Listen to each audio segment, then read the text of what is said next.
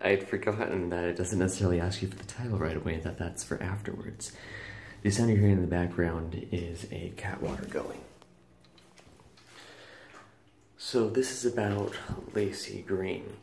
A number of people have been talking about her in their subscription, saying that her in relation to whether or not she's taken the red pill, that she's been wanting to have conversations with both sides, both the feminist and the anti-feminist sides, and people are talking about that more or less. I went to her channel, subscribed to her, and was looking at her videos, and I'm intrigued because she's talking about how she's going to be working on some project. She wants to work on a project for she wants to go to college, and so that's going to take time for her to do that stuff. And so she has to, put one of the things that she's been doing, and that takes a while to do, to the side, otherwise she won't be able to do it, and that's, I think, a very wise thing to do. However, I also think the reason why she's doing it is not necessarily the best use of her time, but I don't really know. The main thing I'm going on is that if she's looking into government-like things, she's looking into public policy, women's health issues, that type of thing. And the thing that I'm wondering about is this practical or is this policy? Because practical will be useful, period. Policy, yes, it's interesting, yes, it can be useful, but policy can be changed, and policy isn't adherent to essentially what you want to know to help people out. So if it's about policy and politics, maybe hold off. But if it's about biology, practicality, or whatever, something that you can actually use in regardless of what kind of political context, it's like, well, okay, I can see the use of that. But I also wonder what she means by that, because I looked at her video, the one about trigger warnings and defense, and the interesting part of it to me is that I, in a sense, have that as my idea. What am I talking about here? I'm talking about an environment of nurture and so forth. That is the essential component of the idea of induced abundance.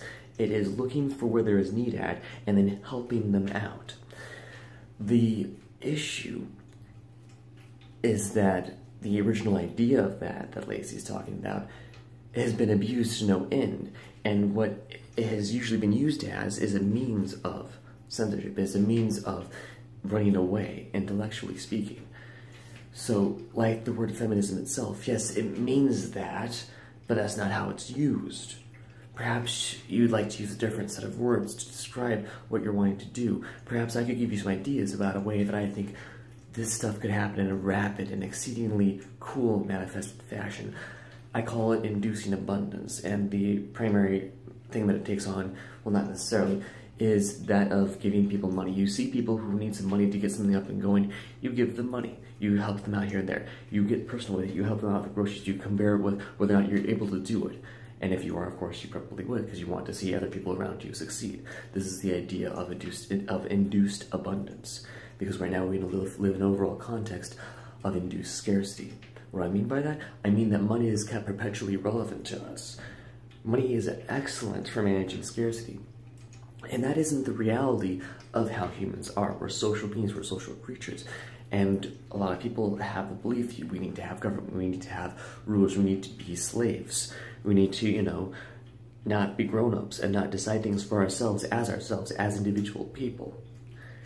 People are worried that if we were acting as adults, that because we aren't mature, because we aren't able to mature, because humanity is just perpetually children without the ability to take care of itself, that therefore we need these people who aren't able to take care of themselves to then be in charge of people who can't take care of themselves, which is essentially the argument that people are so bad we need government, which composed with people who are so bad we need government. It's a circular argument in that regard, namely that of government being this super entity.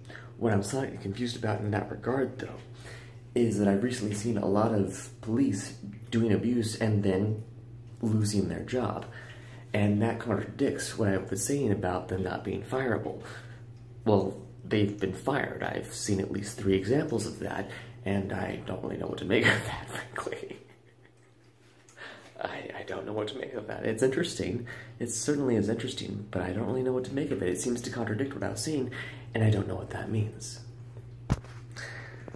So I want to hear more about this version of trigger warnings, because one of the things that I thought of initially and right away was that as spoiler alerts, that's one type of trigger warning that everyone wants. I've even heard Philip DeFranco talking about how he'd like to be able to block certain video titles in his Twitter feed because people love to spoil the new movies for him, or the new series, whichever it was. They'd be able to spoil something for him, and he'd like to have either a trigger warning for that, or have them just not show up in the first place.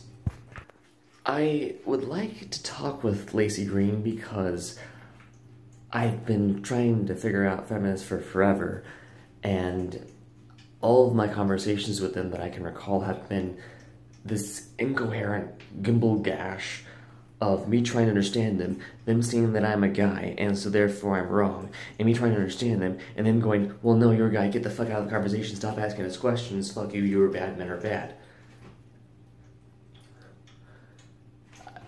If one of them who is looking into this stuff and wants to talk about this and won't become an incoherent, mumbling mess, I'd love to do that. I've been trying to do this for fucking ever. I've also been trying to do it with anarcho-communists, and they have a little bit more room for talking, but they also tend to go insane pretty fast, too.